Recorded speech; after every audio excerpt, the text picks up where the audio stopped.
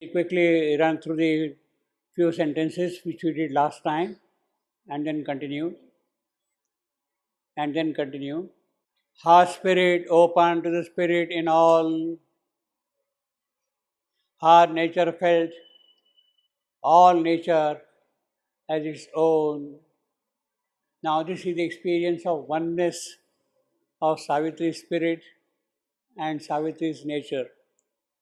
Her Prakriti and her soul identifying with everything in this creation, and in that oneness, then she is living still apart, living within. All life she bore. Aloof, she carried in herself the world. Her dread was one very great cosmic dread. Her strength was founded on the cosmic mind. The universal mother's love was hers. So, in that oneness, you have the dread, you have the strength, you have the love. All the three aspects are present in that oneness of Savitri. Her nature, her soul has identified everything with everything in this creation. Her dread, well, it starts with dread, which is the most important thing for Savitri's present case. Strength was founded on the cosmic mights.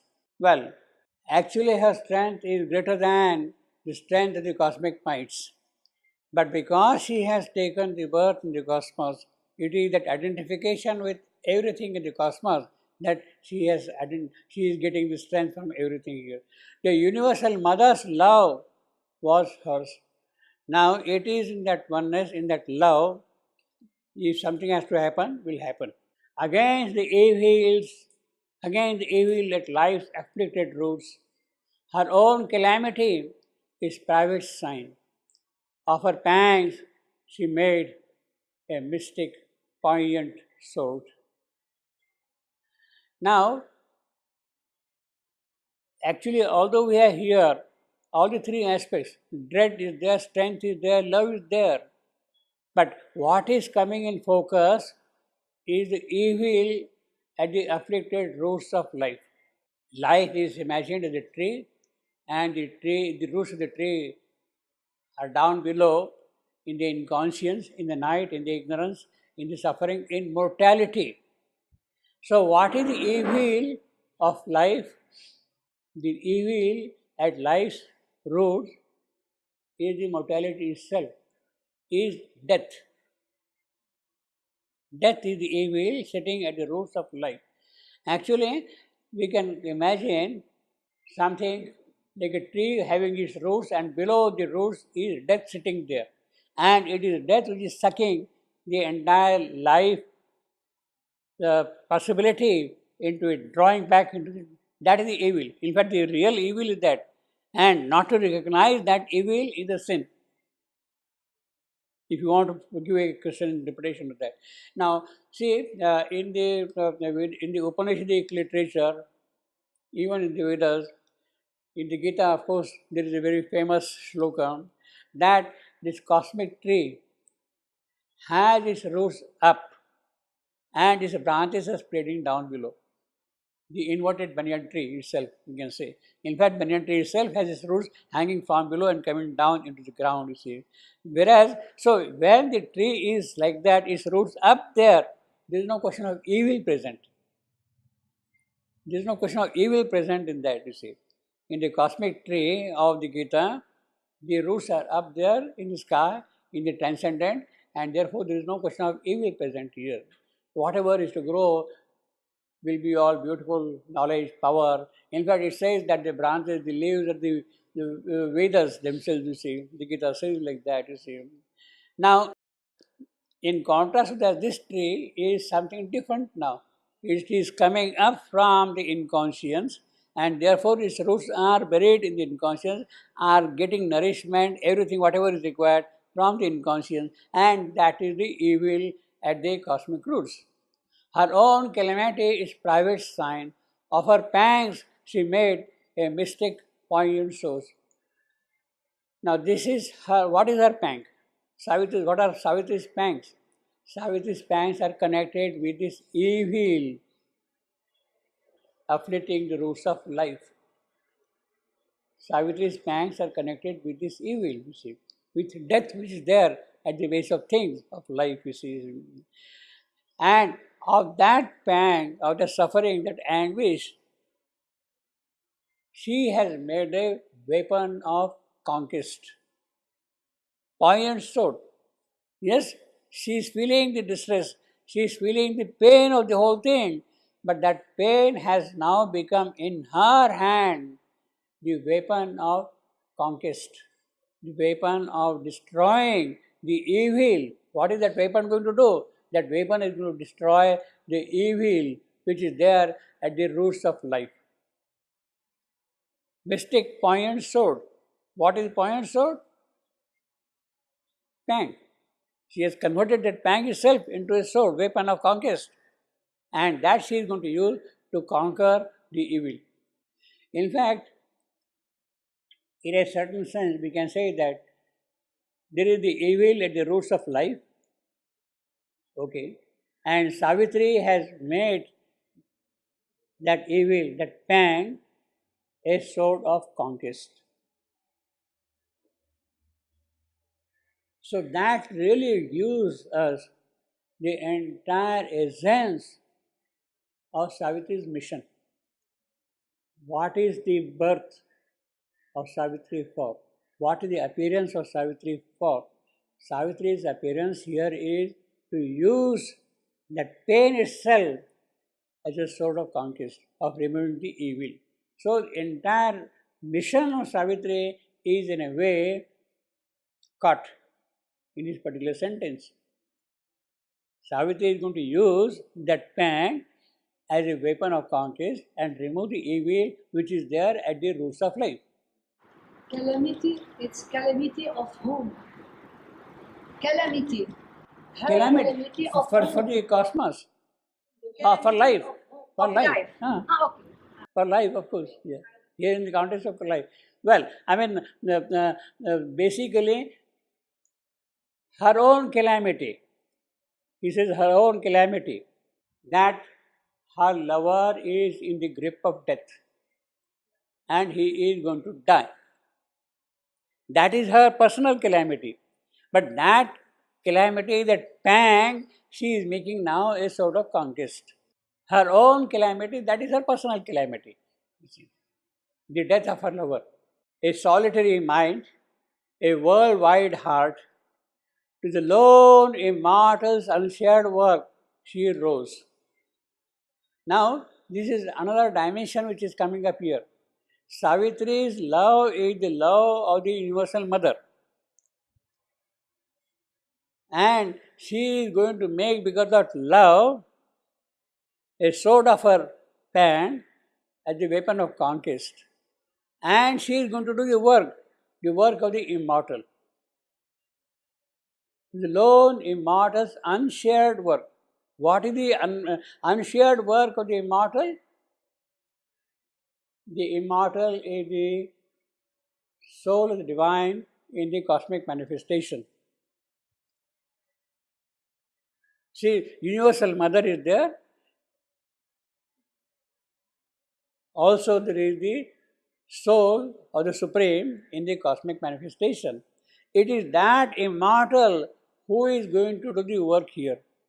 What is the work the immortal is concerned with? Basically, to carry the evolution forward. To carry the evolution forward, that is the immortal work, immortal's work. Unshared. He is carrying it on himself. Now, Savitri is going to participate in that work.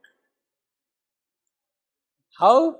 By taking the sword in her hand and striking at the roots of life, the evil being present at the roots of life. A solitary mind, a worldwide heart, is the lone immortal's unshared work. Unshared work, he is doing himself alone. Unshared work.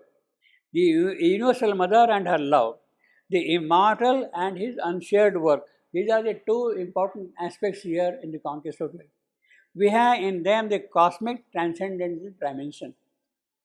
Cosmic, universal mother, imperishable, immortal, that is the transcendental. These have become essential elements in the person of Savitri. Universal Mother's love and the immortal's work, they have become a part of Savitri's work. The immortal, the divine soul in the cosmos finds himself present in the soul of Savitri. The immortal, the divine soul finds himself in the soul of Savitri. What is his work? It is to carry the evolution forward. Savitri becomes now the sharer of this unshared work of the immortal. She, the human Savitri, rises to the greatness of the doer of this work of the immortal. But her main task is to remove. She is sharing the work, but what is her main task? Her main task is to remove the evil which is there at the roots of life. That is her main task, Savitri's main task. Immortal's unshared work. She rose. Well, now she is ready. Things have matured up to such an extent that she can now pick up the weapon and strike at the roots of life. At first, life grieved not in her burdened breast. On the lap of earth's original somnolence, inert, released into forgetfulness, thrown at repose, unconscious on mind's world, obtuse and tranquil like the stone and star. Stone, dull, inert, stupid, star, serene, quiet, moving in the blankness of space, you see. Savitri has not yet the fully developed senses, mental faculties and all that. They are kind of held back, you see. At first, that is what it means. At first, life grieved not in her burdened breast. Her breast is burdened with that grief already, you see. On the lap of earth's original somnolence. Earth's original somnolence. The deep sleep of the earth coming up from the inconscience. That is the original somnolence. She is coming out of the somnolence and her faculties one by one are coming into operation, into action. Her life senses, her mind, all the other faculties coming up. Prone it repose, unconscious on mind's worth. She is about to come out with the mental faculty, obtuse and tranquil like the stone and star, you see. Life is not yet active enough. It is sleeping in the lap of original somnolence. The inconscient sleepiness is yet unconscious in the same state that has been there since the beginning of life from the inconscience. Savitri is experiencing that thing. In a deep cleft of silence, fixed two realms. What are the two realms? Savitri's two realms. There is the realm which Savitri has accepted for her work, the mortal work, the present human condition, human lot. There is a realm from which Savitri has come. Savitri has come from where? She has accepted this thing. These are the two realms. She has accepted the immortal world. She has come from the immortal world. These are the two realms. Between these two realms, there is a big gap. There is a big cleft. And it is in that silence, in that deep cleft of silence, she lay remote from grief, unshorn by care. So she was lying there between immortality and mortality, unaware, so to say, without any botheration of what is happening here. Nothing recalling of the sorrow here. So when she is in that state, between the two realms here, means she is kind of in a sushupti state, unawareness state, you see, like that. Then, in a deep cleft of silence, between the two realms, there is a deep cleft of silence, mute. Here, she does not recall of the sorrow. Obviously, when she is there, she does not recall of the sorrow. She experiences in the realm she has accepted to live. She has accepted to live here. That sorrow she does not recall when she is in that place. She lay remote from grief, unsawn by care. There is no saw which is cutting her back and forth. Nothing regarding the sorrow here. Awaiting her ordeal's hour. She is waiting here for what? For her ordeal's hour. We have seen last time ordeal's hour. The moment when the moment of truth of Savitri's life will come to. In a deep cleft of silence twixt two realms, she lay remote from grief, unsawn by care, nothing recording of the sorrow here. Then slow, faint remembrance, shadow-like moved, and sighing, she laid her hand upon her bosom and recognized the close and lingering ache, deep, quiet, old, made natural to its flame, but knew not why it was there, nor whence it came. So there is a kind of an awakening of memory. Something is there, and she recognizes what? That there is a ache, lingering ache, deep, quiet, made natural. It is naturally there, present always. In this state, she moves shadow-like, with a faint, slow remembrance. Some vague, faint memories there. Now, see, then a slow, faint remembrance, shadow-like moved. Sighing, she laid her hand upon her bosom and recognized the close and lingering a deep, quiet. 1.6. We have got the condition of the earth. Remembrance, shadow-like moved. A shadow spinning through a soulless void, thrown back once more into unthinking dreams. Earth field abandoned in the hollow gulfs. Earth was forgetful of her spirit and her fate. What lies in it. Forgetful of her spirit and her fate. Shadow lies in Savitri is also in a kind of a similar state, forgetful of what she has to do. But a memory has awoken in her, and she has now to get up and do her work. You see, Earth forgetful because Earth is inconscience born. Savitri has that remembrance where from she has come. Born in inconscience. The difference is Earth was born from inconscience. Savitri is born in inconscience. But the condition at this moment is that they are shadow-like moving.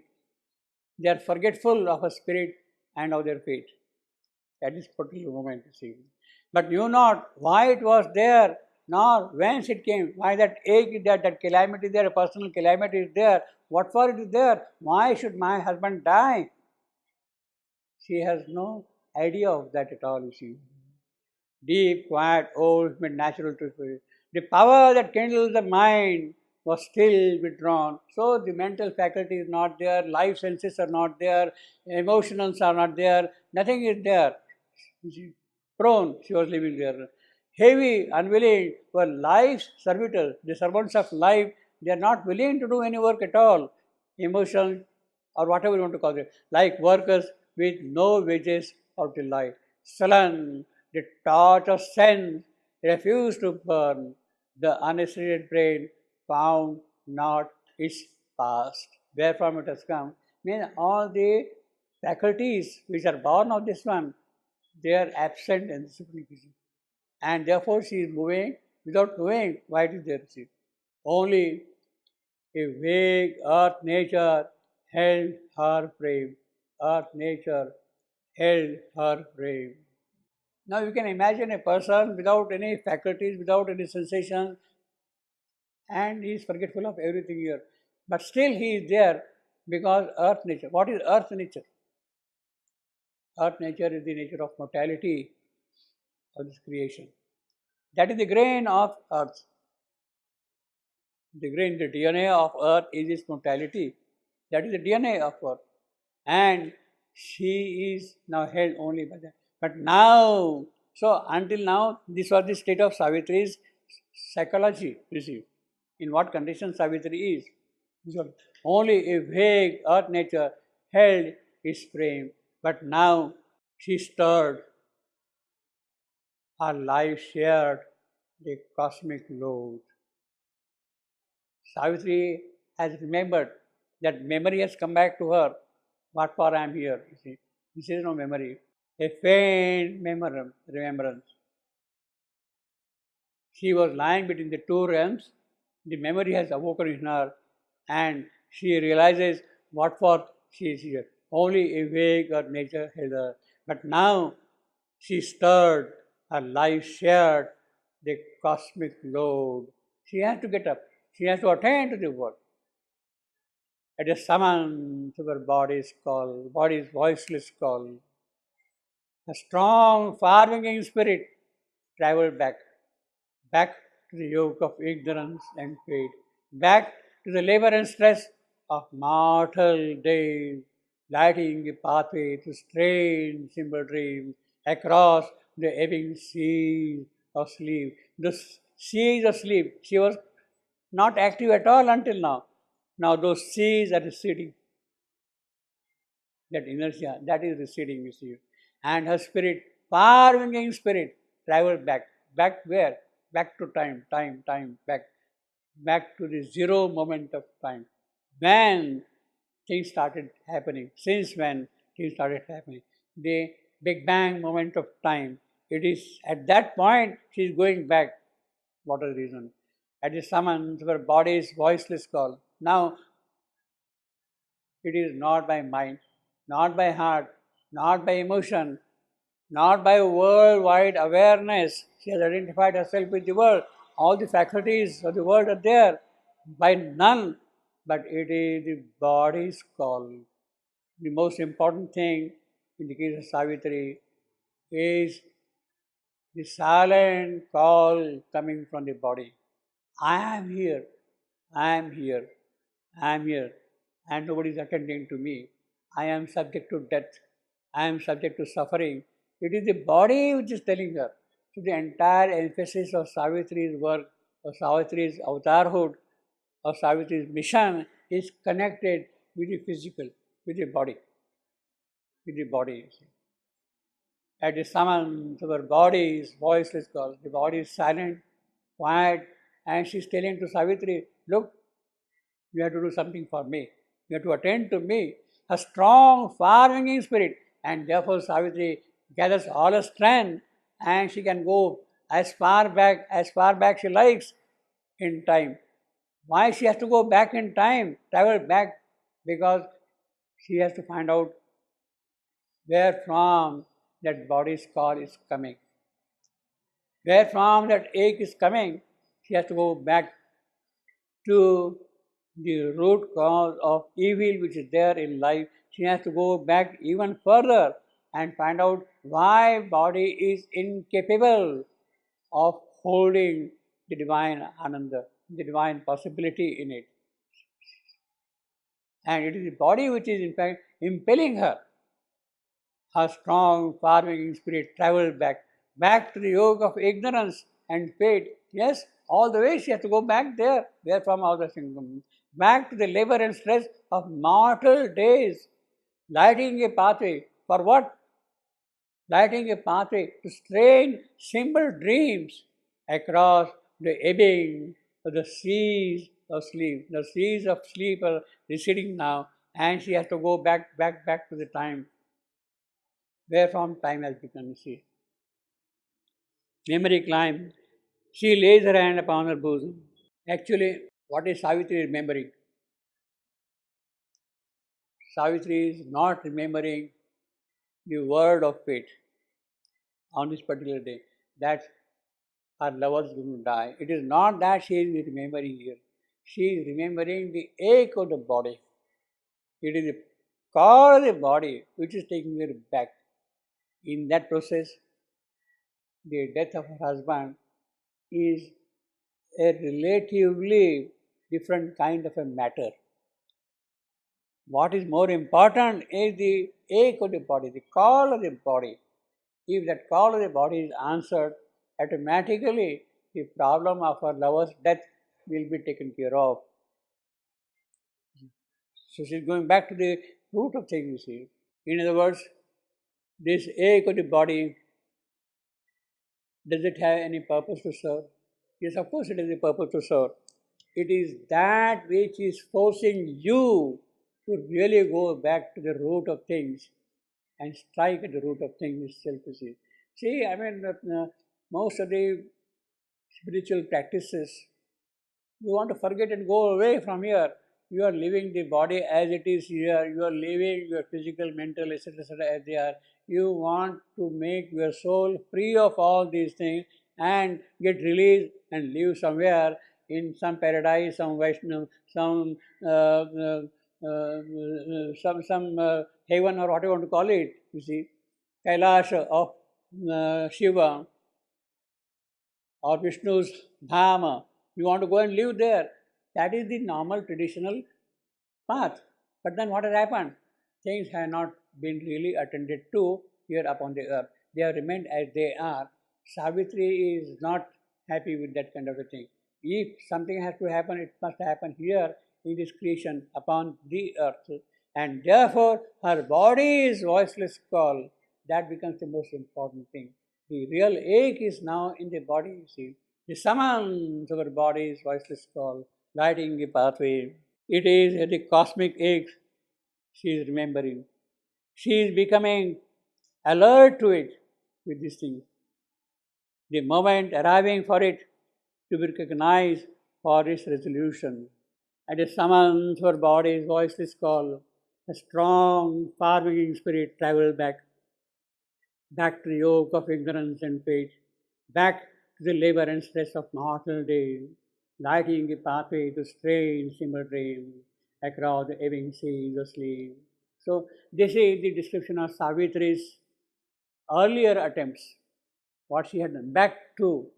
She was doing that thing earlier thing, back to earlier attempts. She had been coming here, coming again and again, coming to attend the problem of the difficult mortality. It is not for the first time that she is coming, and the ache which had been there all along persists. The physical's ache, that is important, the physical's ache. It seems that everything in her can bear the ache, but not the physical. It is a body which cannot. It is the body's pain which really awakens her to the mission she has to fulfill here. The body's ache is a decisive thing, a crucial thing. The body's voiceless call. It is that which awakens her. Now, this is the absolute uniqueness of Savitri's incarnation. It is not there at all in any avatarhood. Not even the direct avatars of Vishnu have that thing. It is Savitri alone who feels that pain, that suffering. See, that is the uniqueness of Savitri. The body's voiceless call, and that is what which awakens her. All the other faculties have stopped. We are seeing already. Back to the yoke of ignorance and fate, back to the labor and stress of mortality. She is getting ready to do once more what she had been doing during those past cycles of creation. Indeed, now even in her house of nature is feeling the sway. Even the unresponsive Prakriti is feeling it. The physical nature too. Memory's windows have opened out and darkened rooms. She entering into them rays of undying hope. The past illumined with the new light. Past memory is waking silently, and there is the voiceless call because of the body. It has power and is telling, look, Savitri, I am here, and what is being done for me? That ache is asking Savitri, you see.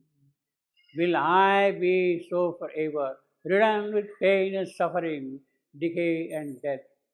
In this mortal plight, it is the kind of putting question to Savitri, what are you doing for me? Is no prospect for me to realize my divine possibility? That is what the body is asking. Are there no prospects for me to divine? Likelihood of my expressing it, the divine will. I want to express the divine will. Can I? Please tell me. This is a voiceless call of the physical. The physical has not told openly, cannot, but indirectly that is what the voiceless call means. You see. What am I here for? The physical is asking, what are you doing for me? Is there no prospect for me to realize my divine possibility? Can the body realize its own divine possibility? That is what body is asking Savitri. Likelihood of my expressing it, the divine will, whatever the divine wants me to do, I want to do it. Is that possible for me to do or not? That is what Savitri is. This is the voiceless call of the physical. Therefore, the entire memory of the past, all those earlier attempts, the pralaya that had gone, everything is coming back to her, and this is the ancient unresolved issue which is now getting focused. See, in this ancient issue are involved three disputants. We'll see them now. So that is a very important thing. Body's voiceless call. Is there a divine possibility for me or not? Can I express the divine will or not? That is what the body is asking, you see. And Savitri is, in fact, that is exactly the mother's work. The cellular transformation is connected directly with that, you see. Her house of nature felt and unseen sway. Her house of nature, even her physical, vital, mental, prakriti, all are being unseen sway, illumined swiftly for life's darkened room. Illumined swiftly for life's darkened room. And memory's casement open on the hour, and the tired feet of thought approach her door. See, the tired feet of thought approached her door. See, there was no thought, there was no sensation, there was no feeling, nothing. Now they are slowly coming back. That memory has come, that body has awakened her, and therefore all these faculties are now kind of getting alert because of that. Her house of nature felt an unseen sway, illumined swiftly her life's darkened room. Darkened room. Yes, they were all dark until now, you see. And memory's casement open. See again, memory's casement. Memory. Remembrance was there. Memory's casement open on the hour, and the tired feet of thought approached her doors. Now, memory's casements. Well, basically, body, that is a pivotal focus, pivotal element, the focus in the entire work of Savitri. The dichotomy which is there between spirit and matter, it is that alone gets heightened because of this body's ache. The path of incarnate Savitri, Savitri who has taken the human birth, is now becoming clear. Savitri's path is now becoming distinct, clear. She is able to see what she has to do. Why? Because of this body's ache. Yeah. Now, memory's casements, windows, hinged windows, they are opening out. Memory's casement, they have opened out on the hour, on the passing time. This hour, that hour. All the memories are coming back to her, what had happened she had lived in the earlier days, in the earlier cycles of creation, in the earlier yugas. She is recollecting everything now. And tired feet of thought approached her. They were kind of getting fatigued, doing the same thing again and again. But now they are again approaching you. Casements. In this canto, there are three distinct allusions, references to things which are there in the English poetry. In the English poetry, Sri Venu was a professor of English literature and he taught poetry and all those things. So he knows the entire English poetry very, very well, and he has used some of those things very powerfully, very effectively in Savitri also. The first one was right in the beginning of the canto, across the path of the divine event. The divine event. The divine event is a direct allusion to Tennyson. The divine event. In memoriam, there is a poem by Tennyson in memoriam, in memory of his friend, and there he uses the phrase the divine event. Shivandu has used it, but of course in his own manner. He is not kind of copy pasting it. He has given a totally new meaning to the phrase divine event here. So that is the first allusion right in the beginning of the poem. Then towards the end of the first section, the common earthly light, the common earthly light, the divine power had come, the inspiration had come, the afflatus had come, and she spent and withdrew and went back. When that power went back, what was left here? The common earthly light, the daily routine kind of things that are happening here. That is again an allusion to Ode to Immortality by Wordsworth. Now, casement is an allusion to Keats' Ode to the Nightingale. Ode to a Nightingale. That is an ode written by Keats. Poet Keats. He has written an ode to a nightingale, and in that ode, Ode to the Nightingale, he uses the phrase casement. Shivandu has used exactly the same phrase here. Let me give some more background of that. Memory's casement is what we have got here. Now, in Keats, let me read a couple of lines from that. He is calling the nightingale. You don't see the bird at all, but you hear the music, you are enchanted by the music and all those kind of a thing, you see, enchanted music. Thou wast not born for death. Keats is addressing the bird. You were not born for death. O immortal bird. It's a very high kind of an inspiration. Very powerful inspiration. Thou wast not born for death. Immortal bird. The voice I hear, your voice, that is all I hear. The voice I hear, this passing night was heard in ancient days. It is not for the first time that it is coming here. It was heard through the ages and ages and ages. Immortal bird is singing through the ages. I am hearing that voice now also again singing. And then I say, perhaps it is the same song, the same oft times, the same song, your voice, your music, your song, the same that oft times has charmed magic caves.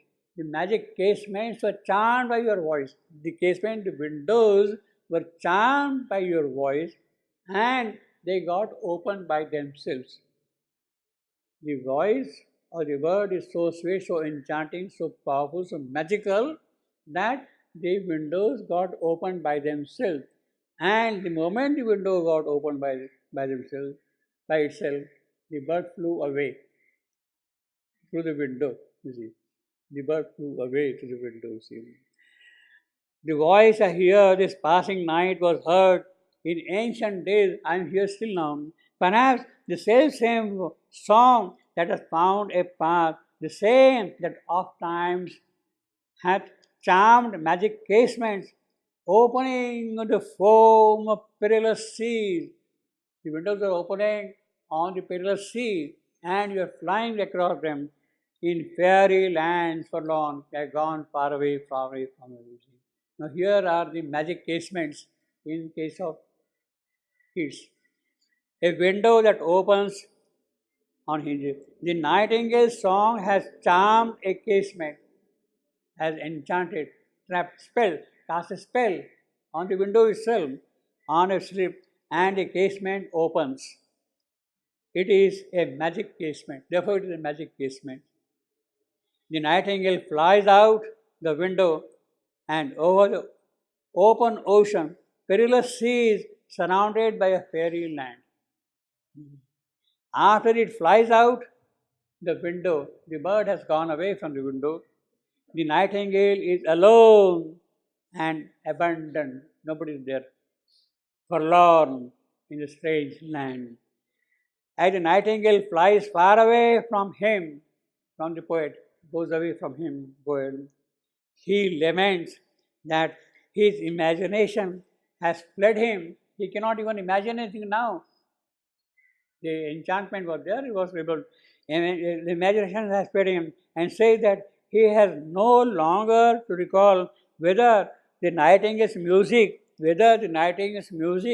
was a vision or a waking dream. He was hearing the song of the nightingale. The bird has gone away, and I cannot imagine now whether it was a vision that I was seeing or whether it was some kind of a waking dream I was seeing. Waking dream I was seeing. Now that the music is gone, the speaker, the poet himself, cannot recall whether he is himself awake or asleep. The bird has gone away. He does not remember now whether he is awake or asleep at all. You see. Now, that is the context of the casement in the Ode of Kids. Savitri listens to the voiceless call of her body. Voiceless call, the song of the nightingale, voiceless call of the body, the spiritual call of her body. The moment she hears it, her house of nature feels an unseen sway, as we are seeing here. Life's darkened rooms get illumined the moment you hear that song, that call, and memory's casements open on the hours, and memory's casement open the hour, and thought approaches her, approaches Savitri. Immediately, the purpose, the meaning of this creation is seen. The moment these windows, memory's windows open, she sees the purpose, what I am here for. Now that is a contrast.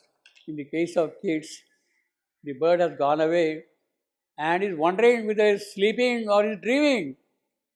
But here in this casement, which is not a magic casement, but memory's casement, it is telling Savitri, Savitri, you are here for this work, this work, this work, this work. You see. The casements are open for that purpose, and therefore all the thoughts, etc., they were closed. They are coming back to her, and she has to now get up and start her work, start her activity. You see. So that is the. So in one case, you are going into some forlorn desert. In the case of kids, and getting lost, you are wondering whether you are seeing the vision or whether you are dreaming. Here, the memory has opened the door to awaken you to what you had to do in life here. So that is the illusion here. So this is third illusion in the first canto itself. The first was the divine event. The second was the earthly life, the daily earthly life of Wordsworth. And third is magic casement of kids has become now memories casement. How effectively he has used those phrases and powerful, you see, giving his own meaning, his own interpretation, you see. That is mastery of the poet also, you see. Her house of nature felt an unseen sway, illumined swiftly with lights dark and room, and memory's casement opened on the hour, and the tired feet of thought approached her door, Savitri. All came back to her, earth and love and doom. The moment she recovers her memory, what for all that thing? All came back to her. She has been associated with them through the cycle, but they are coming back again now in a very decisive way. You see. The ancient disputants encircled her like giant figures wrestling in the night. The giant, who is wrestling? Earth and love and doom. Giant figures. They are wrestling in the night. What are these three? Earth and love and doom. The goddess born from the dim inconscient born. All the three are born from inconscience. The earth, love, and doom. And because they are born in inconscience, they are at dispute with each other, quarreling with each other, fighting against each other, earth and love and doom. The ancient dispute and ancient, starting from the creation of the earth itself.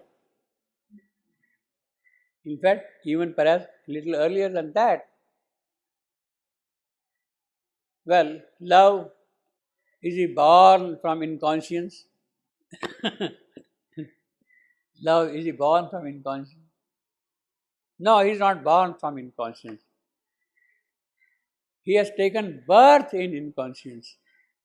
When the four powers in the mother story, when the four powers went very far away from the divine origin and the horror of separation was seen, then the Supreme plunged himself into that zero. And who is the Supreme who has plunged? Love. Supreme, because of his love for this creation, he himself plunged into this horror of separation which is there in the zero. So it is the love. Therefore, he is in a way, he is born in inconscience, not born from inconscience in that sense, you see. Born. Therefore, he is all now connected with inconscience. He is, in fact, in the story of Savitri, who is that love? Satyavan himself, who is now in the grip of death. Who is in the grip of death. He has taken the path. Mother says that when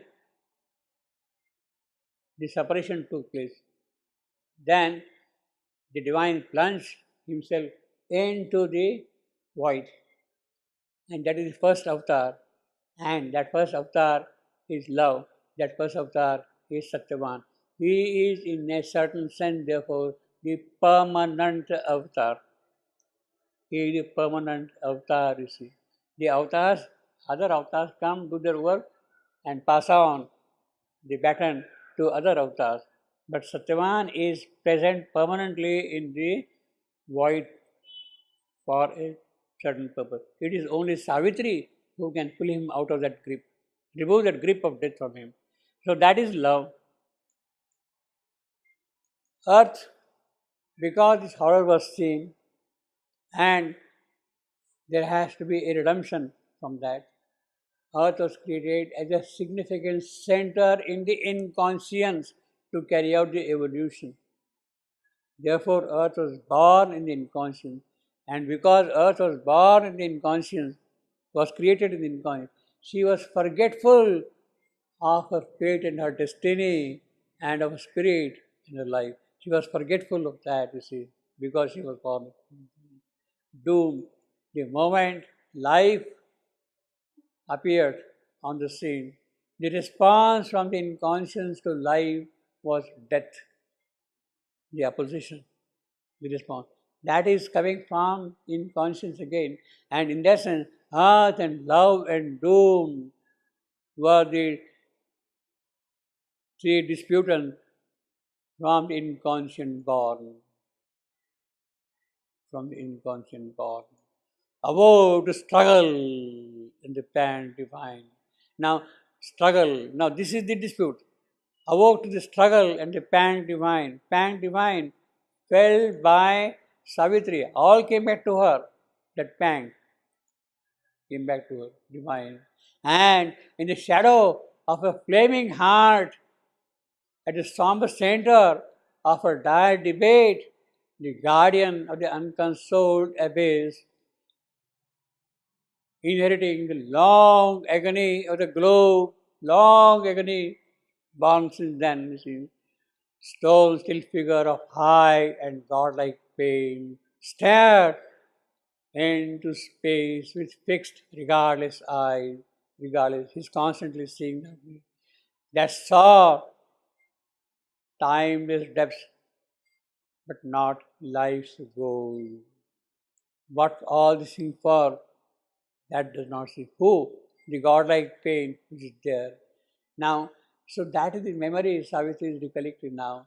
The ancient disputants all came back to her, all the three disputants, earth, love, and doom, and how The pang divine arose because of separation, And all this thing is guarded by whom? At the somber center of the dire debate, a guardian of the unconsoled abyss, unconsoled, which cannot be consoled at all. God-like pain. In fact, P is capital. It is God who himself has become pain. It is bliss who himself has become pain.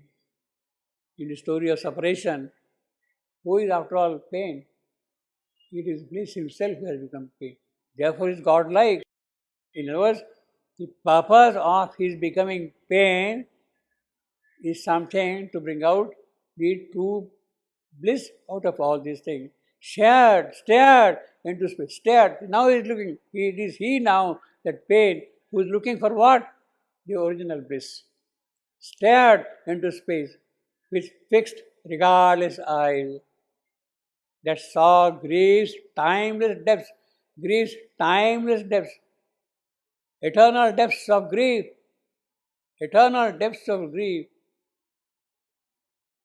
permanent depths of grief. It is he. He is seeing that thing, but not, he is only seeing the grief part alone, but not what it is for, the life's goal. It is not. Now it is the fulfillment. Savitri has to accept this timeless depth and also see life's goal, which the God-like pain is not doing.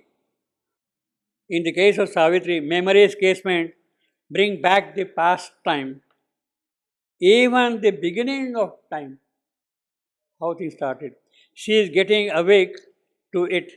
Earth and love and doom start occupying the significant place that needs the most careful attention of Savitri.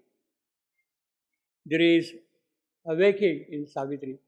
She was lying between the two realms. Now she is awakening to this reality. When mind and senses and life's instincts were inattentive, body's call forced the window to get open and stood in front of her, earth and love and doom. She lays her hand upon her bosom, Savitri, and feels the lingering ache, the ache that has been there since the beginning of spiritward march of man. It is the body's pain, the physicals, the difficulty not of the vital, nor of the mind, nor of the psycho-spiritual, but of the physical. That is what she is seeing here.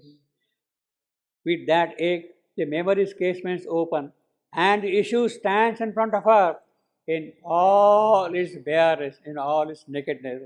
That is an original challenge, and Savitri awakes to it. Savitri is awakening to it. Savitri is accepting means, when Savitri is awakening to it, what does it mean? It means that Savitri is yogically prepared to carry it forward or work. When she is accepting that, acceptance means her yogic preparation to meet, to face the issue. When she is awakening here to this one, she saw life's timeless grief. She saw that she is yogically now ready to accept the challenge, to accept the difficulty, to solve it without, in a way, kind of doing conscious yoga for a specific purpose. She is now automatically ready yogically to meet the timeless depths of grief. She is ready to meet. Yogically, you see, she is ready now. That is what it means, you see. Well, let us read here. In this ancient issue are involved the three disputants, earth, love, and doom. They are there right from the beginning. Since the formation of the mortal world, earth is center of all the evolutionary manifestation. Divine love has plunged into the depth of darkness, into the void, that alone it be relieved, filled it up. That is the starting point. And there is a struggle to come out of it. for it to emerge in the nature of new creation. But that emergence is being opposed by the primordial doom, by death, by ancient adversary. The power of inconscience itself is acting antagonistically. So these are the three ancient disputants, and Savitri is awaking to the reality of their presence. She has to meet them, she has to deal with them.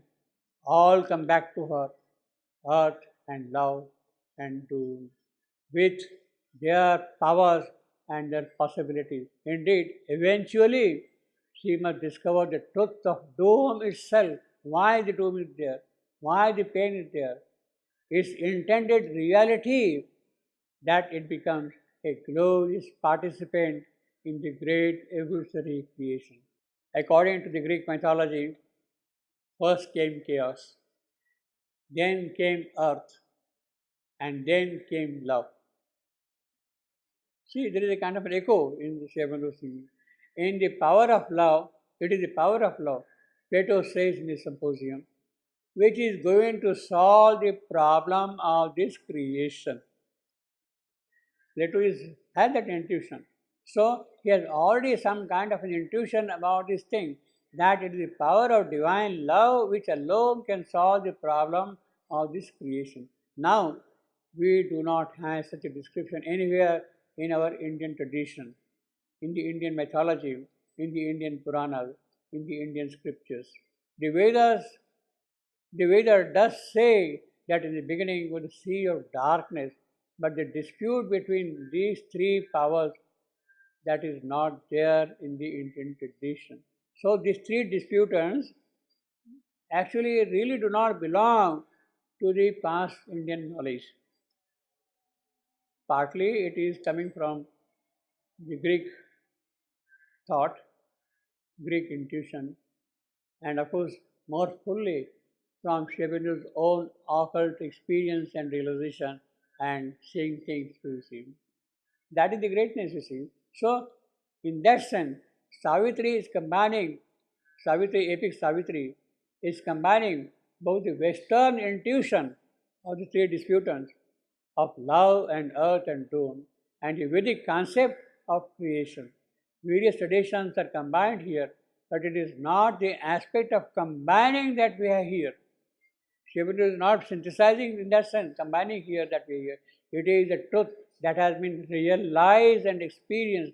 Actually, it is not combining, it is that which is seen behind them all, behind the whole thing. There is a kind of partial knowledge in the Greek tradition. There is an unsaid ocean of knowledge in the rich Indian tradition that was not fully expressed at all. In fact, there was no necessity to do that. The Indian tradition has no necessity to do that, as it was immediately grasped by the knower of things. They understood. They didn't have to explain by writing a prose essay, you see. It is in it, knowers were speaking to knowers. So it is that which is prompting Savitri to resume her unfinished work. All, all came back to her. That is why all came back to her. So the Greek tradition is there very distinctly saying it is perhaps unwritten document in the Indian tradition, but Savitri is now awaking to all this. All came back to her. Earth and love and doom, the ancient disputant encircled her like giant figures wrestling in the night. So this is a real struggle. Possibly without that, there cannot be any progress also unless that is will. As if this weird creation was meant to be that way, to progress with struggle. If there has to be a divine manifestation, if that intention is there behind it, it must meet the challenge of the darkness. It must find its way out through it. But the dreadfulness of it is something beyond our comprehension. The goddess from the dim, inconscient born awoke the struggle and the pang divine, and the shadow of a flaming heart and somber center of the dire debate. That is the quarrel, that is the debate between the three disputants. A guardian of the unconsoled abyss, he is guarding the depths of ignorance, of inconscience, inheriting the long agony of the globe, a stone still figure of high and godlike pain, stared into space with fixed, regardless eyes that saw grief's timeless depths, not life's goal. This is a dense picture, obviously, very dense picture. This is a picture which you would not get anywhere in the literature, in the entire literature, whether the Western or Indian, ancient or modern.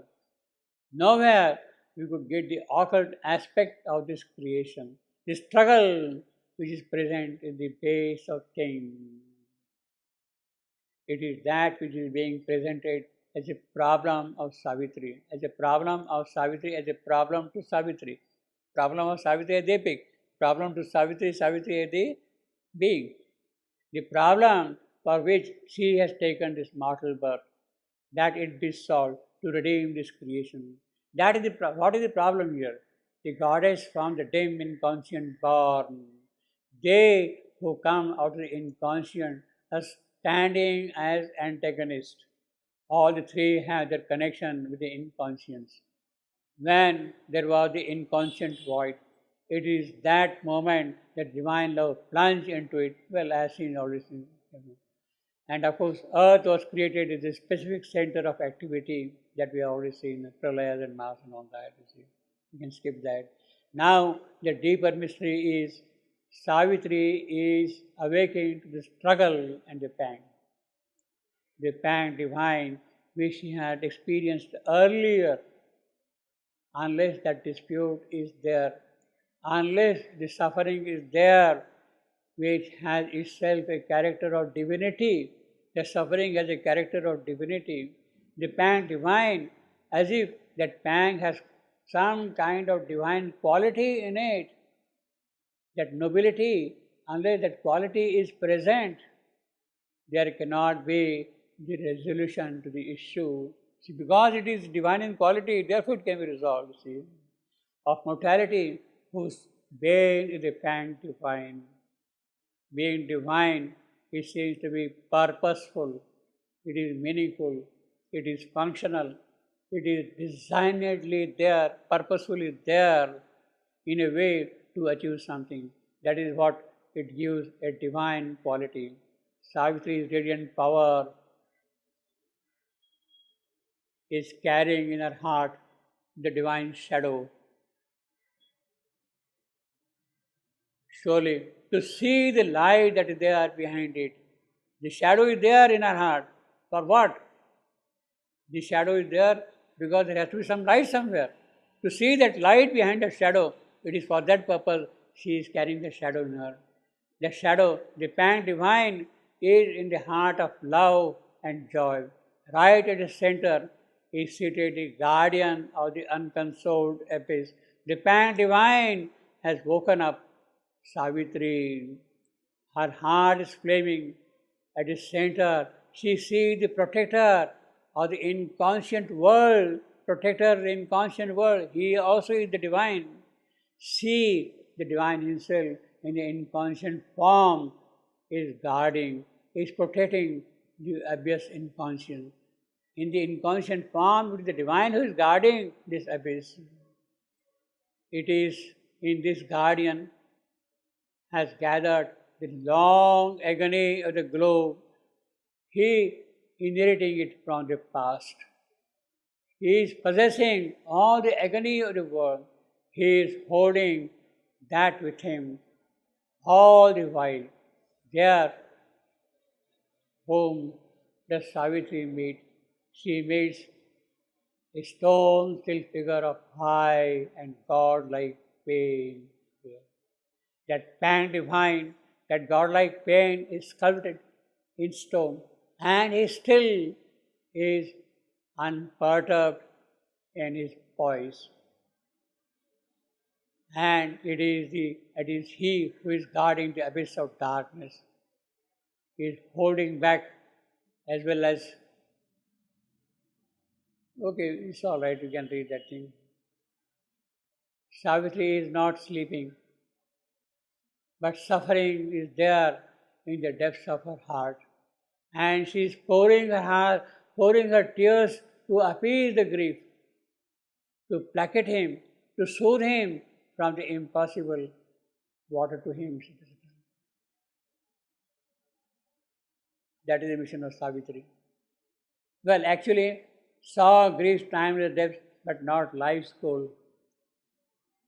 The stone-like figure. We meet the stone-like figure in Canto 1 of Book 5, the destined meeting place. The destined meeting place. 101.15 onward. We'll read that passage. 101.15. In fact, we'll read the earlier two sentences also. Man, the deep-browed artificer, had not come to lay his hand on happy inconscient things. Thought was not there, nor the measurer, strong-eyed toil. Life had not learned his discord with its aim. So before the arrival of man, see again the same beginning as we got here. Before the arrival of man, Savitri lifted his burden when man came on the scene. Man, the deep-browed artificer, had not come. Life had not learned to discord with its aim. The mighty mother lay outstretched at ease. The entire nature was lying there in the forest singer. All was in line with her satisfied plan. Everything was perfectly in order with her. Moved by universal will of joy, the trees bloomed in the green felicity, and the wild children brooded not on pain. At the end, reclined a stern and giant tract of tangled depths and solemn questioning hill, the whole hilly side of Shalva Woods, and peaks like a bare austerity of the soul, armored, remote, and desolately grand, like the thought-screened infinities that lie behind the rapt smile of the Almighty's dance. Almighty's dance, that is Shiva's dance. Behind that, what is happening? Almighty's dance. A matted forest head invaded heaven. Matted forest head, that is Shiva. In his poise of meditation, Shiva. Matted forest head invaded heaven. So the whole mountain gave the shape of Shiva itself, that whole rock. A matted forest head, that is the godlike pain. What we are here. Matted forest head invaded heaven, as if a blue-throated ascetic appeared, blue-throated, Nilakantha, that is the name for Shiva. He had drunk the poison of this creation. He had drunk the poison of this creation, and because he had drunk the poison of this creation, his throat has become blue, and therefore he is called blue-throated. He has drunk. And matted forest head invaded heaven, as if a blue-throated ascetic peered from the stone fastness of his mountain cell, regarding the brief gladness of the day, his vast extended spirit couched behind. His vast extended spirit couched behind. That is what we have got here in the godlike pain. You see, stared into space with fixed regardless eye and saw grief's timeless depths, but not life's goal. This is kind of a parallel between these two, you see. Regarding the brief gladness of the day, his vast extended spirit couched behind. A mighty murmur of immense retreat besieged the ear, a sad and limitless call, as of a soul resting from the world. This was the scene which the ambiguous mother. So this is the place which is guarded by Shiva. This is the place which is guarded by Shiva. He is the guardian of the timeless depths. Well, I got a comment here, that saw grief's timeless depths, but not life's goal. Well, that is what the godlike pain, divine as pain, it only sees the timeless depths of grief, but not the goal of life. Godlike pain must see life's goal also. He is not seeing, but he must see life's goal also. That is the most difficult task, to make him see life's goal. A transformative task. He has to see that thing. It means that it's a kind of a transformative task. Godlike pain will see life's goal when it becomes bliss. When godlike pain becomes bliss, then it will see life's goal. That is the transformation. When pain is transformed to bliss, then it sees the goal of life. The infinite manifestation of the divine possibility of the Spirit in His creation. That is what it sees, then you see Him. Godlike pain must see life's goal. That is the most difficult task, a transformative task. A task which Savitri alone can carry through. The transformative task. Who can change godlike pain into bliss? Transformative task. Savitri alone can do that. Savitri can carry through. She has to rise. She has to now get up and rise to do it. Time has come. Things have matured. And Savitri stirs to do it. She is now ready to start this.